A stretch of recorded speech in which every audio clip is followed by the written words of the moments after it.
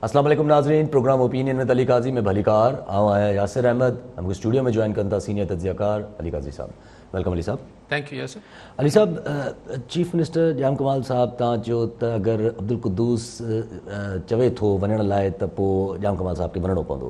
अॼु अपोज़िशन त करे चुकी आहे vote of no confidence submit, पर नाराज़ अरकान बि सबमिट करे छॾी न। ऐं इंट्रस्टिंग ॻाल्हि आहे त जेके नाराज़ आहिनि यानी हुकूमती धुर्ज आहिनि जंहिंमें बाप पार्टी आहे, उहो अब्दुल कुद्दूस साहब वटि यानी जेके स्पीकर आहिनि उन्हनि वटि घर ते मशावरत थी आहे। उनखां पोइ हुननि ज़ाहिर नो कॉन्फिडेंस जो मोशन बि स्पीकर वटि ई जमा थींदो आहे, ज़ाहिर सेक्रेटरीट में थी वियो। सो हाणे मूंखे लॻे थो त जाम कमाल साहब जा ॾींहुं ॻिणिजी विया, मतिलबु हुकूमती ॾींहुं, मतिलबु अलाह ख़ैर करे। लेकिन इहा त हाणे ऐं मूंखे सम्झ नथी अचे त जॾहिं अब्दुल कुद्दूस ई नाराज़ थी वियो त जाम कमाल साहब खे ॿियो कहिड़े इशारे जी या न्यापे जी जो इंतज़ारु जी अब्दुल कुद्दूस नाराज़ थी वियो न।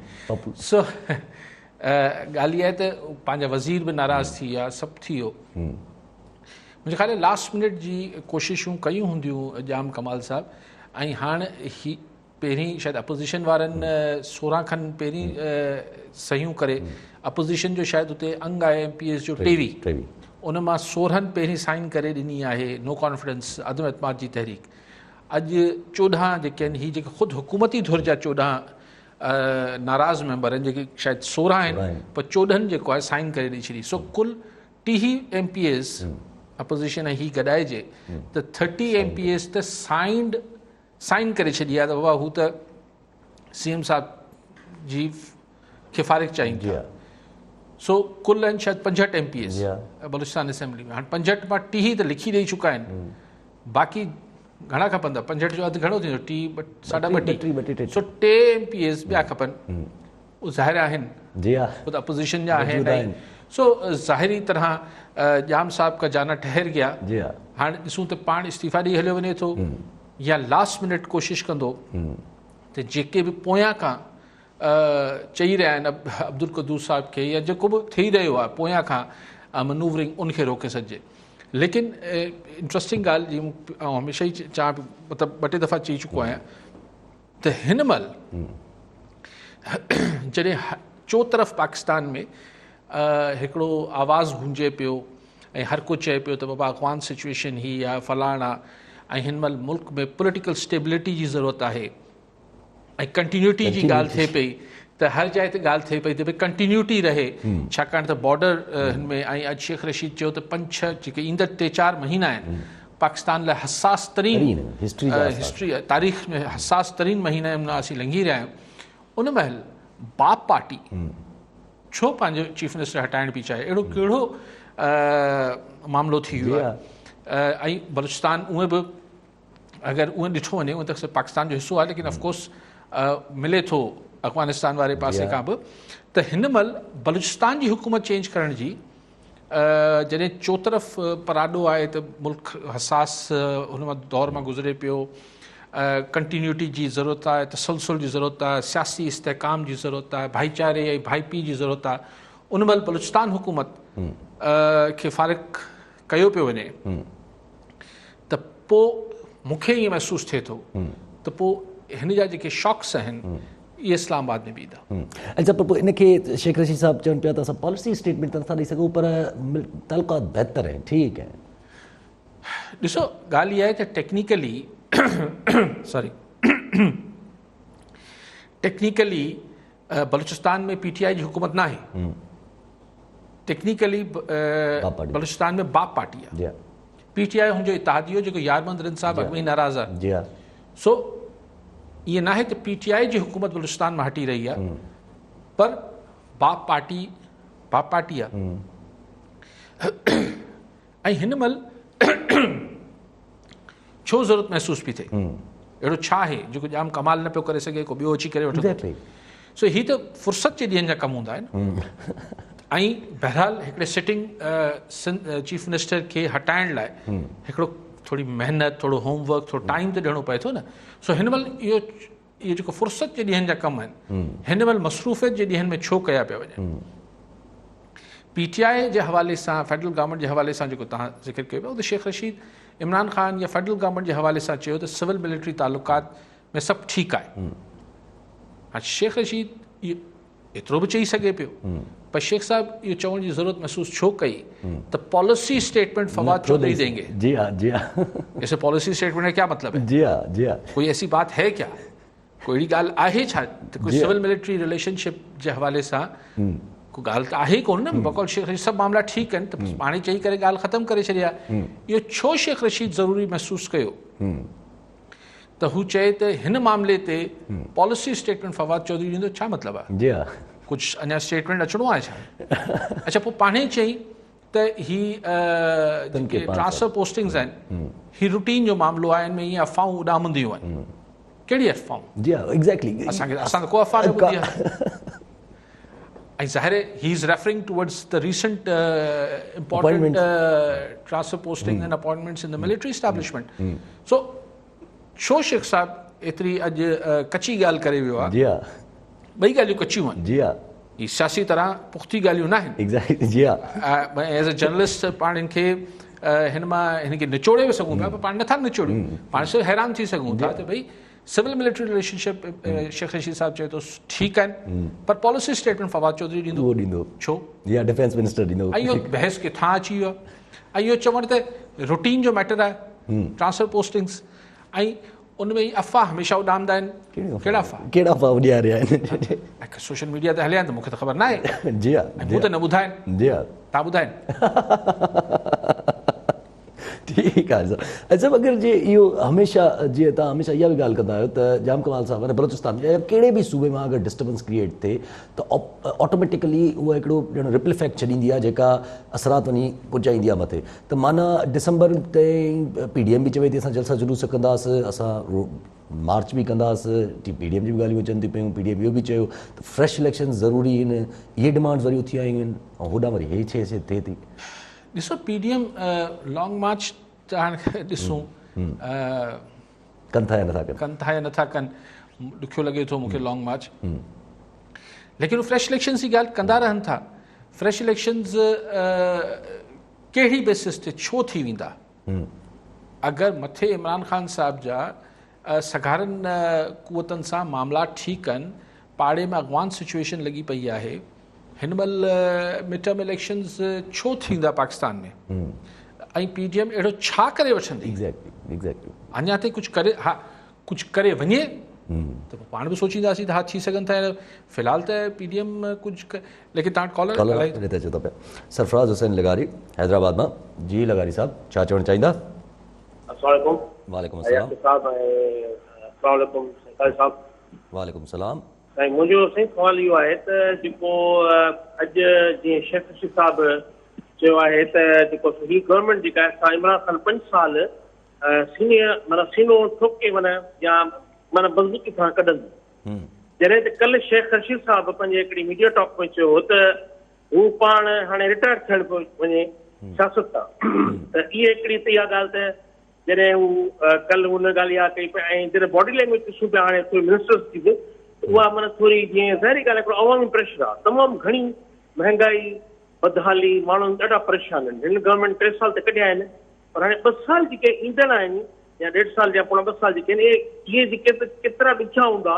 छो जो अॼु हाणे ॿुधूं था त पेट्रोल जेको आहे सो वरी 7 खां 15 रुपया वधण पियो वञे, ऐं प्लस बिजली वधे पई डे बाय डे, गैस वरी चवनि था वधंदी ऐं उनजी शॉर्टेज थींदी। इहे माना मसइला अवामी मसइला, माण्हुनि जे हुन ते को बि नज़र कोन्हे, सिर्फ़ु इहो ॻाल्हियूं पियूं हलनि का कहिड़ी छा पियो थिए करे छा पियो थिए।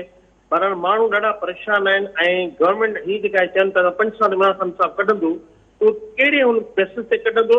जॾहिं तक ख्वाजा आसिफ साहब हिकिड़ी मीडिया टॉक में पंहिंजे कारकुननि खे चयो आहे चार मे बि इलेक्शन थी वञनि, त बसि मुंहिंजे फैसला खे इहो थोरो ॿुधाइनि त साईं छा थींदो, हीअ 5 साल कीअं कढंदा इन्हनि बेसिस ते? त माण्हुनि जी ॾाढी हालत आहे। तव्हां ॾिसो पिया मुल्क जी कंडीशन्स जेके आहिनि। अॼु हीअं मीडिया हिकिड़ी रिपोर्ट हुई पंहिंजी न्यूज़ जी, पंहिंजो टाइम न्यूज़ जी, त डॉलर्स स्मगलनि पिया थियनि पंहिंजो अफ़गानिस्तान। त तव्हां ॾिसो पिया त डॉलर जो रेट कीअं पियो वञे, हालात कीअं पिया वञनि। त थी वञे बाय बाय।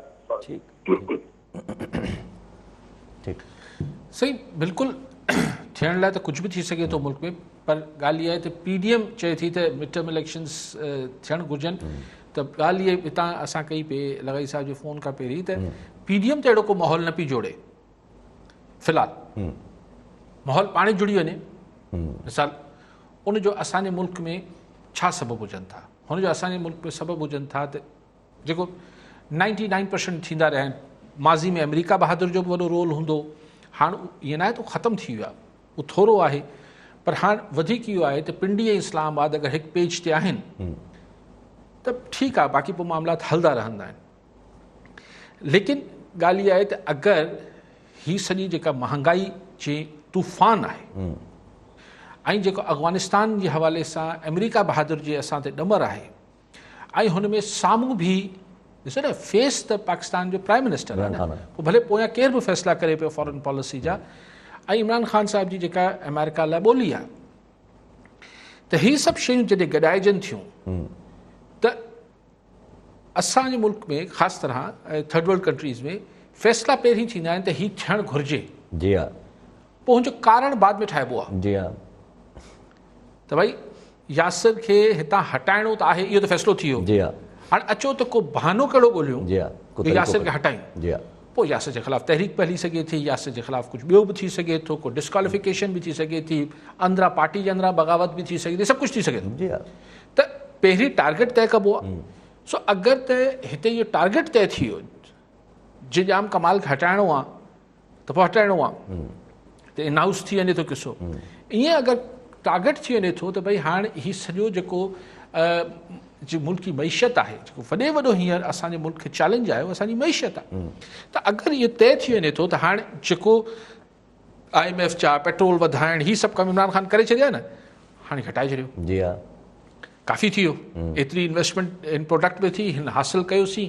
हेसि ताईं पहुचायोसीं हाणे कुझु ॿियो लाइन में केरु आहे जेको अचे जी हा सो थियण लाइ लगारी साहब बिल्कुलु थी सघे थो लेकिन शेख रशीद चए थो तुन के हुकूमत करेंगे जी हा पर शेख रशीद पंहिंजे लाइ चए थो त आऊं ही शायदि टेन्योर करण खां पोइ अलाए कहिड़ो हुनजो मनसूबो आहे पिंडी जो जी हा उहो पूरो कंदो इहो मां ॿुधंदो आयो आहियां शेख साहिबु न रिटायर थिए थो न वार अच्छा थियनिसि था छा चकर आहे ठीकु आहे सभु कॉलर वठी वठो पोइ साईं जी ॿी ॻाल्हि ते चओ था लिगारी साहिब जी डॉलर मांगियो जेको डॉलर जी ॻाल्हि कई असगर मिरासी वारे मां जी मिरासी साहिब छा चवणु चाहींदा साईं अली काज़ी खां हिकु सुवालु आहे अॼु हिकिड़ी अख़बार में बयानु छपियो आहे त मुआशी बहरान वधो त एस्टेब्लिश PTI सरकार खे क़ुर्बानी जो बकरो बणाईंदी जंहिंजो तज़ियो आहे नजम सेठी साहिब जो अली काज़ी साहिब उनखे कीअं बि ॾिसे ॿियो बयानु आहे असांजे कुझु कलाक अॻु तव्हांजे टाइम न्यूज़ ते ई रखणु आयो आहे बलदियाती वज़ीर नासिर शाह जो जंहिंजो बयानु साम्हूं आयो आहे त फरवरी ऐं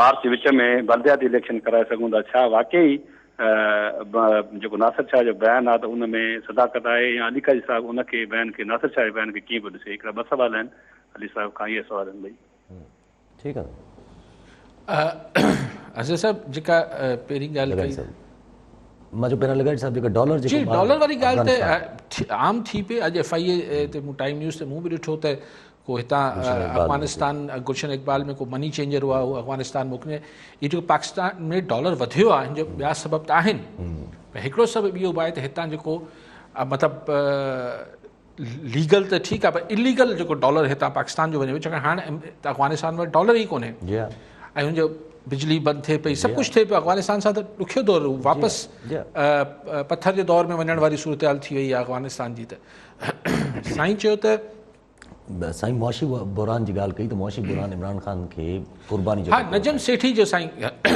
इतफ़ाक़ आहे अगरि अज़र साहिब तव्हांजे कॉलर खां हिकिड़ो अधु मिंट पहिरीं मूं ॿियनि लफ़्ज़नि में इहा ॻाल्हि पे कई त भई जेके कमु वठिणा हुआ उहे थी विया ॾुखिया कम थी विया ॾुखिया कमु कराए छॾियऊं जेके बि चवणो आखणो जंहिंखे बि चवणो पब्लिक खे करिणो भई हिन जे खाते में अची विया ठीकु आहे हाणे ॿियो कमु थी वियो त नजम सेठी वारी ॻाल्हि मूं त कोन ॿुधी साईं त चए थो नजम सेठी किथे चयो आहे कॉलम लिखियो आहे साईं चवंदा अच्छा कॉलम लिखियो मूं न पढ़ियो आहे लेकिन इहो थी सघे थो अगरि नजम साहिबु चए थो इहो यकीनन थींदो छाकाणि त अॻियां बि चॉइसिस कुझु घणियूं कोन आहिनि जी हा अॻियां बि चॉइसिस वरी नवाज़ लीग वरी इहे सभु कुझु आहिनि न ऐं पंजाब खे कीअं राज़ी कबो नवाज़ लीग खे ॿाहिरि रखी सो चॉइसिस बि घटि आहिनि पोइ चॉइस रहिजी वञे थी त सभु मिटाओ जी हा, नए सिरे सां रूल ठाहियो आहे, फ्रेश इलेक्शन। हा, पोइ पाण अची वञे पोइ चइबो त इनशाला इलेक्शन करायूं। जी हा। वन विंडो ऑपरेशन जंहिंखे चयो वञे। जी हा, जी हा। त ऐं चयो वञे थो त अमेरिका खे, चाइना खे, सॼी दुनिया मिडल ईस्ट खे असांजे मुल्क में वन विंडो जो ॾाढो शौक़ु आहे। जी हा, जी हा। सम्झो था न वन विंडो छा थींदो आहे? जी हा, जी हा, जी हा। ऐं चाइना खे बि ज़ाहिर उते त आहे वन विंडो। एग्ज़ैक्ट। सो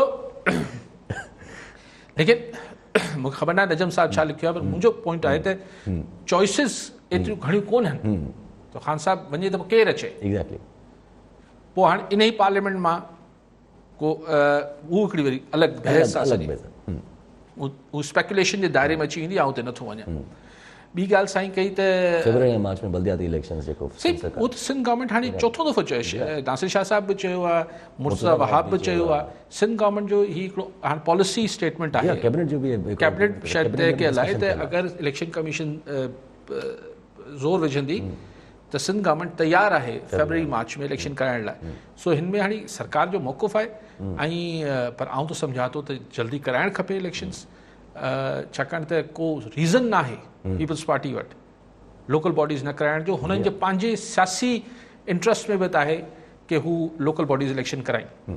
ठीकु आहे सर। ऐं सभु अगरि जे नजम सेठी वारी ॻाल्हि बि सही सम्झी रहे, तव्हांजी ॻाल्हि बि अगरि सही सम्झी रहे, त अगरि जे इमरान ख़ान साहिब खे क़ुर्बानी जो बकरो ठाहे ऐं कहिड़े तरीक़े सां इहे डिसीशन्स खणाया ऐं हटाया वञे, त इमरान ख़ान साहिबु पाण हिकिड़ा वॾा करिस्मेटिक लीडर आहिनि, पाण हिकिड़ो वॾो नालो आहिनि।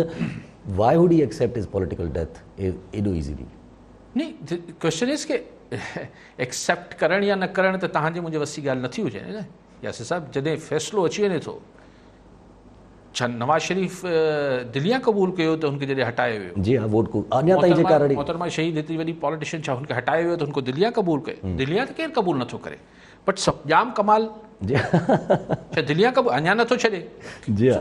इहे चवण त हू छो क़बूल कंदो? चॉइसिस न आहिनि न, अगरि इहो फ़ैसिलो थिए थो। बट आई थिंक कि अञा बि टाइम ॾिसणो पवंदो। अञा जेके कुझु पोज़ीशनिंग अञा थींदी, तव्हां ॾिसंदो ही जेको ईंदड़ कुझु महीननि में हिकिड़ो त बेसिकली अफ़गानिस्तान किथे सेटल थिए। कल ही आयूं हुयूं अमेरिकन टीम आई हुई, पंहिंजो डिप्टी छा आहिनि assistant secretary of state, assistant secretary या डिप्टी सेक्रेटरी ऑफ स्टेट जेके आयूं हुयूं, सभु ॻाल्हियूं थियनि पियूं। पाकिस्तान अॼु इमरान ख़ान वरी उहो ई मौक़ुफ़ रखे पियो त भई तालिबान अगरि दाइश खे बि मुंहुं ॾियणो आहे, जेको बि मतिलबु तव्हां वटि तालिबान खां अलावा ॿी चॉइस ई कोन्हे वेस्ट वटि। ऐं अॼु वरी इमरान ख़ान चए पियो त अमेरिका जेको आहे उहो हिनखे लीड करे, हिननि खे पैसा ॾिए, 75% अफ़गानिस्तान जी इकॉनमी हले ई पॾे ई इमदाद ते थी। सो अगरि न ॾिनो वियो त हुते इंसानी अलमियो बि जनम वठंदो ऐं हिकिड़ो क्योस क्रिएट थी वेंदो, ऐं पोइ 20 साल पोइ हिते हलिया वेंदासीं। ऐं शायदि तालिबान बि जेको दोहा में ॻाल्हियूं कयूं आहिनि अमेरिकन सां, कतर में जेके टॉक्स वरी तालिबान कयूं आहिनि, उनमें बि शायदि तालिबान इहो ई चए पियो त अगरि असांखे पैसा नथा ॾियो ऐं असां त ईअं पाबंदियूं रखो था, त पोइ असां मां उमेदु न रखो त असीं दाइश ऐं हिननि सभिनी खे मुंहुं ॾेई सघूं। जी हा, असां कोन ॾेई सघंदासीं। सो हिन जो असांजी सियासत ते बदकिस्मती सां असरात पवणा ई पवणा आहिनि। अफ़गानिस्तान सिचुएशन इन्फ्लुएंस करे थो असांजी डोमेस्टिक सिचुएशन खे, लेकिन हाणे असां लाइ बि सो हिन विच में कुझु माण्हुनि खे जेको मूंखे बि 6-8 महीननि खां हिकिड़ो ख़दशो त किथे सूरतयाल उते न हली वञे जिथे पोइ चइजे त हाणे बसि सिविलियन्स शयुनि खे ठीकु न पिया करे सघनि। ठीकु आहे सभु कॉलर सां गॾु मियां नसीर दादू मां। जी मियां साहब, छा चवणु चाहींदा? ओके, ठीकु, कॉल ड्रॉप थी। सभु अगरि जे तव्हां ॻाल्हि कई त इहा महांगाई वारी या मौशी वारी जेका ॻाल्हि ईंदी त उन में अंदरां पार्टी जे अंदरां बि कुझु ॻाल्हियूं उभरी अची सघनि थियूं। त अॼु जागीर तरीन साहिबु मतिलबु तनक़ीद कई आहे PTI सरकार ते, गवर्नमेंट ते, त उहो महांगाई खे कंट्रोल न करे सघी ऐं हाणे बि वारो अथनि त अगरि सभु कम छॾे करे महांगाई ते फोकस कनि। ॾिसो, जहांगीर तरीन साहिबु त हाणे सम्झो अपोज़िशन लीडर ई आहिनि न। हाणे उहो हाणे छा जा PTI जा आहिनि चव ईअं नाले मात्र आहिनि। ऐं लेकिन काफ़ी ॾींहंनि जी ख़ामोशी टोड़े करे जहांगीर तरीन ॻाल्हायो आहे। जी हा,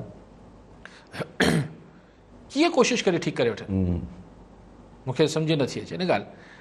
अगरि वरी हींअर चवनि था डॉलर पेट्रोल जंप ॾींदो 5-7 रुपया, माण्हुनि खे ॾेखारिबो 15 रुपया आहे, पोइ 7 रुपया वधाए छॾिबो आहे। जी हा, जी हा, हमेशह। कीअं तव्हां कंट्रोल कंदो?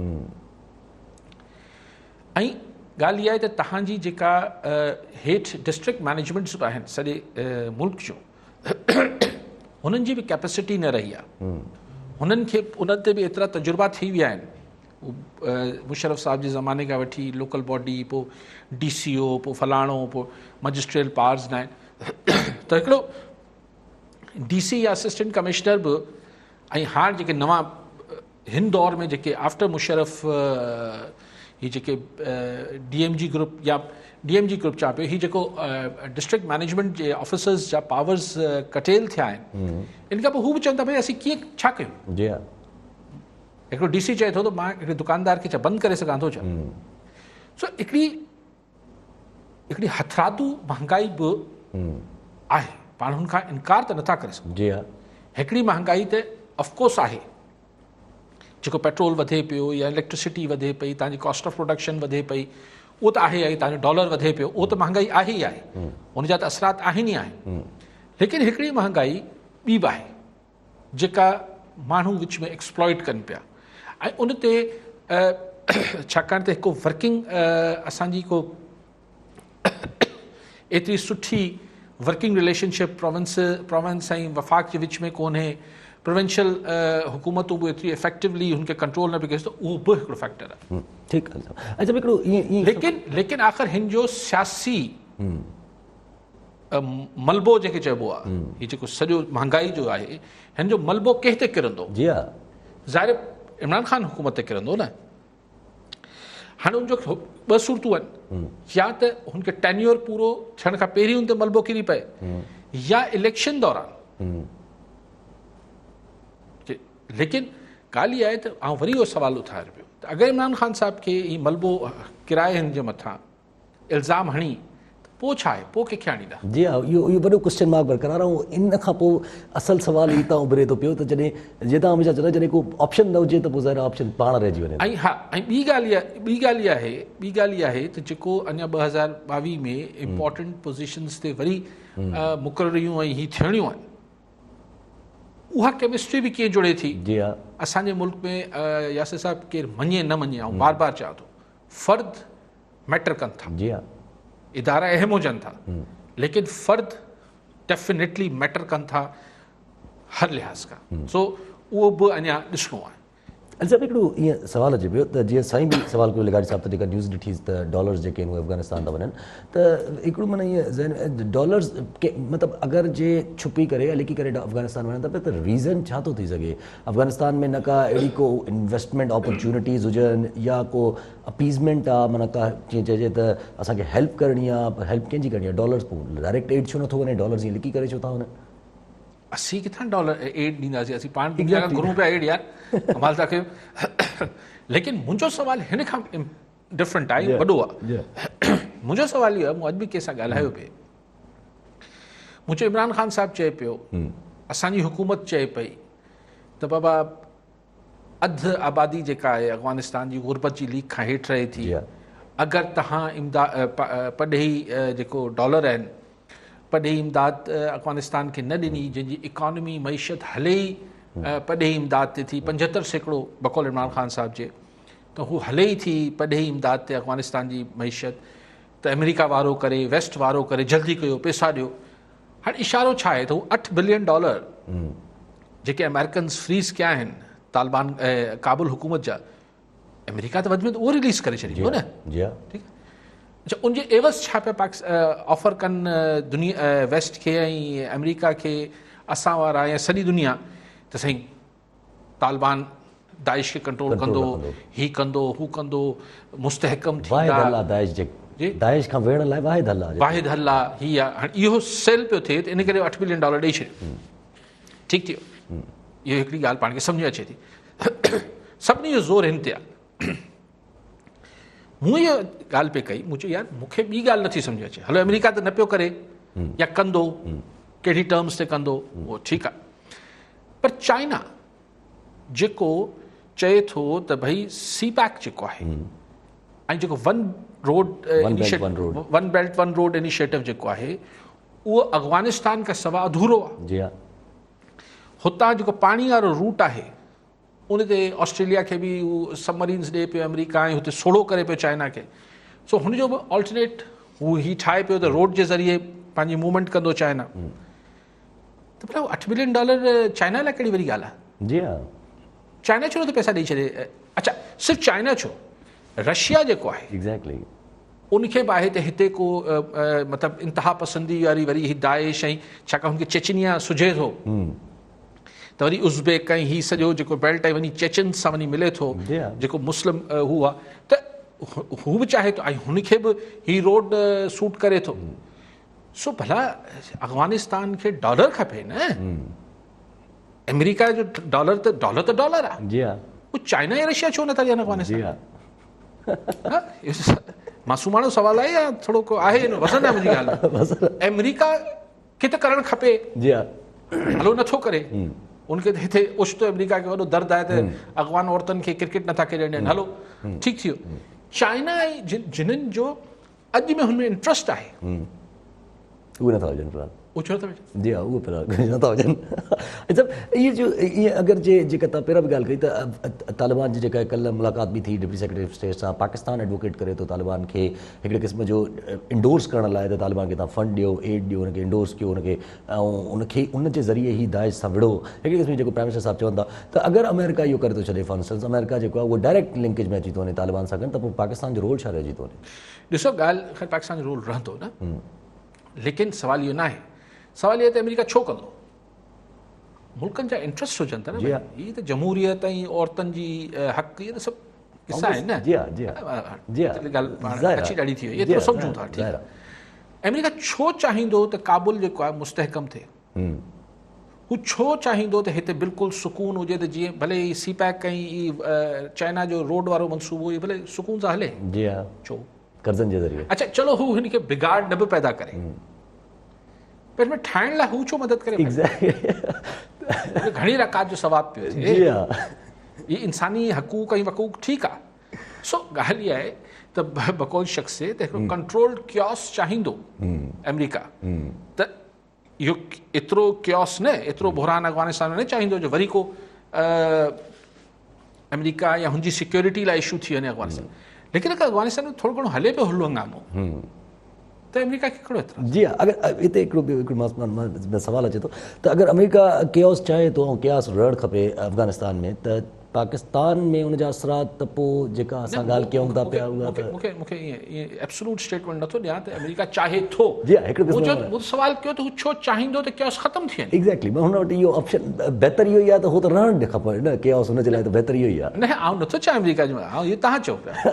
हलो मां ई चवां थो, माना हिकिड़ो ज़हन में अचे थो अगरि अमेरिका ईअं चाहे बि थो केओस रहणु खपे त पोइ पाकिस्तान ते असरात त पोइ उबतड़ ई पवंदा, जेका तव्हां हमेशह ॻाल्हि कयो था। ऑब्वियसली ॾिसो हाणे ॾिसो पाकिस्तान छो चाहे थो त ही अमेरिका करे, छाकाणि त पाकिस्तान चाहे थो त अमेरिका अगरि तालिबान सां ऐं तालिबान हुकूमत खे रिकग्नाइज़ कंदो, हुते 4 पैसा ॾींदो, पंहिंजी इंगेज थींदो ऐं इन्वेस्ट कंदो डॉलर जी सूरत में बि ऐं अदरवाइज़ बि, त मतिलबु पोइ पाकिस्तान जी अहमियत अमेरिका जी नज़र में ख़तमु न थींदी। कुझु न कुझु पाकिस्तान बि हिन बहाने आना जाना लगा रहेगा, हिकिड़ी इंगेजमेंट रहंदी, पाकिस्तान जे इंट्रस्ट में बि आहे। सो इन करे लेकिन ऐं जेको 2 शयूं थियूं आहिनि, हिकिड़ी ही जेके डिप्टी सेक्रेटरी आई आहे पाकिस्तान में, ऐं ॿियो जेको क़तर टॉक्स थियूं आहिनि तालिबान सां, उन मां मूंखे ईअं महसूसु थिए थो त अमेरिका बि तकड़ में सफ़ा हीअं करे न बीठो आहे, ट्रम्प पॉलिसी न पई हले या बुश पॉलिसी न पई हले त असांजे पासे या असांजे मुखालिफ़, वो अञा इंगेजमेंट जारी आहे। सो लेट्स होप, उम्मीद रखूं त अमेरिका जेको आहे अफ़गानिस्तान में इंगेज रहंदो त पाकिस्तान लाइ बि ही बहितर रहंदो। ठीकु आहे साहब। अच्छा जेका पाण जी ॻाल्हि निकिती प्राइम मिनिस्टर साहिब जी जेके इंटरव्यू जे हिसाब सां, प्राइम मिनिस्टर साहिब जेको इंटरव्यू में इहा ॻाल्हि त कई त दाइश सां विढ़ण लाइ तालिबान जेको आहे उहो वाहिद हल आहे अफ़गानिस्तान तालिबान, पर उनमें ॿी हिकिड़ी ॻाल्हि कई प्राइम मिनिस्टर साहिब, हुनजे प्राइम मिनिस्टर साहिब चवनि त असां US जो साथ ॾेई हिकिड़ी जंग में विढ़ियासीं, उते पश्तून असां खां नाराज़ थिया, पश्तून स्पेसिफिक हलिया विया, पश्तून असां सां नाराज़ थिया, पोइ उहे पश्तून बाद में तालिबान जो पाकिस्तानी तालिबान थी विया, पोइ वरी उहे असांजे ख़िलाफ़ु विढ़ण लॻा। मतिलबु इहो मूंखे एक्चुअली इमरान ख़ान साहिबु हू जेको गोरा सहाफ़ी कॉलर वठी वठूं, पोइ हिन ॻाल्हि ते अचूं। डॉक्टर अहमद लगारी हैदराबाद मां। जी डॉक्टर साहब, छा सवाल हूंदो? काई साहब खे सलाम। मुंहिंजो सवाल इहो आहे त जेको डिस्कशन हले पई तालिबान जे हवाले सां, हाणे सर हिन वक़्तु अमेरिका जेको आहे सो कतर में तालिबान जे वफ़द सां ॻाल्हियूं बि करे पियो ऐं एट द सेम टाइम हू चवे पियो त इन जो मतिलबु इहो न आहे त असां हुननि जी हुकूमत खे तस्लीम करे वरितो आहे, पर हुननि सां 2 ॾींहंनि सां हुन सां ॻाल्हाए पियो। त साईं जिन इन जेका डिस्कशन हले पई ऐं जेको इहो 1 to 1 पाकिस्तान खां बिना जेका डिस्कशन थिए पई हुननि जी, साईं इन खे कीअं पियो ॾिसे ऐं इन डिस्कशन खां पोइ उन जा असरात पाकिस्तान ते कहिड़ा थींदा, इहो अगरि साईं थोरो 2-3 मिंट ते ॻाल्हाए। ठीकु आहे। डॉक्टर साहब, मूं पहिरीं गुज़ारिश कई त हीअ जेके टॉक्स आहिनि हिन मां हिकिड़ो त मूंखे ईअं महसूसु थिए थो त अमेरिका इहे सभु हथु कढी न वियो आहे, उहो अञा इंगेज्ड आहे। ज़ाहिर आहे हुनजी पंहिंजी फरमाइशूं आहिनि तालिबान सां, ठीकु आहे इंक्लूसिव गवर्नमेंट ऐं फलाण ढिमकाण दाइश, लेकिन ॿियूं बि शयूं हूंदियूं जेके ज़ाहिर मीडिया ते नथियूं अची सघनि, उहे ज़ाहिर हिकिड़ा मुल्कनि जा इंट्रस्ट हुजनि था। सो अमेरिका तालिबान खे फ़िलहाल 100% डिसंगेज न पियो करे, इंगेज रखियो वेठो आहे उन्हनि खे। अगरि मामलात हल थियनि था, बहितर थियनि था तालिबान जा अमेरिका सां, त हिन सां साईं पुछो पाकिस्तान खे कहिड़ा असर पवंदा, ऐं सम्झा थो मुस्बत असर पवंदा। भले हू डायरेक्ट थी वञनि तालिबान सां, जी हा, तालिबान सां पाकिस्तान जी इंगेजमेंट ऐं जेका हुनजी केमिस्ट्री आहे उहो थोरो सवाई आहे। उहो अमेरिका जी हा, असां तालिबान सां विढ़ंदा बि रहियासीं तॾहिं बि हुनखे ख़बर आहे। जी हा, सो उहो आउं सम्झा थो बहितर थींदो। जेका तव्हां ॻाल्हि कई, जेके इमरान ख़ान साहिबु अॼु चयो पश्तून एथनिसिटी जी ॻाल्हि कई, ख़ान साहिबु एक्चुअली गोरा सहाफ़ी जेके ब्रिटिशर वेठा उन्हनि खे सम्झाए पियो TTP जो फिनोमिना। एग्ज़ैक्टली। ख़ान साहिबु जेको चयो त भई हुते ही अफ़गान तालिबान विढ़णु शुरू थिया त ऐं हुते हुननि ते ही जेके स्पेशली एयर स्ट्राइक्स थींदियूं हुयूं, पोइ जेके कोलेटरल यानी आम माण्हू मरंदा हुआ, त हिते वारा जेका पख्तून जेके असां वटि हुआ जेके ट्राइबल एरियाज़ में, जेके कंहिं ज़माने में वाना ही जेके इलाइक़ा हुआ वज़ीरिस्तान ऐं ही सभु, त इमरान ख़ान हुननि खे सम्झाए पियो त भई हिते जा माण्हू, हिते जा जेके हुआ हू हुननि जे के नज़रिए सां मुतफ़िक़ न हुआ, छाकाणि त ॿई पख्तून हुआ। त पश्तून एथनिसिटी जेका आहे, ऐं पोइ पाणे चई त हुननि जो कल्चर बि आहे पख्तूननि जो, ऐं उन्हनि में नेशनलिज़म बि आहे। ठीकु। सो पोइ असां जॾहिं अमेरिका सां गॾु थियासीं त हू मतिलबु दुश्मन जो दोस्त जेको आहे दुश्मन हूंदो आहे, त इन करे हुननि असां TTP असां ते बि हमला करणु शुरू कया ऐं नुक़सानु ॾिनो। सो इमरान ख़ान जी हीउ जेको तज़ियो आहे, बिल्कुलु असां सभिनी खे ख़बर हिन में ग़लति छा आहे। बिल्कुलु ठीकु आहे, हिन में पश्तून नेशनलिज़म आहे, हिन में त ॾिसो तालिबान फैक्टर में इथनिक फैक्टर त आहे न यार। जी हा, आहे। ठीकु आहे, उहो इस्लामी निज़ाम ही सभु ठीकु आहे, लेकिन पख्तून नेशनलिज़म आहे न। ऐं असां सो हिन में सिर्फ़ु इहो आहे त असांखे थोरो ओतिरो इन करे लॻे थो त प्राइम मिनिस्टर्स ईअं गुफ़्तगू न कंदा आहिनि। इमरान ख़ान करे पियो, उन गोरनि खे सम्झाए पियो त हीअ फिनोमिना छा आहे, ऐं पोइ पाणे चवणु लॻो त भई 50% जेको आहे अफ़गानिस्तान जी आबादी जेका आहे उहो पख्तून आहे, पर पोइ बाद में ताजिक बि आहिनि, उज़्बेक बि आहिनि, ॿिया बि आहिनि।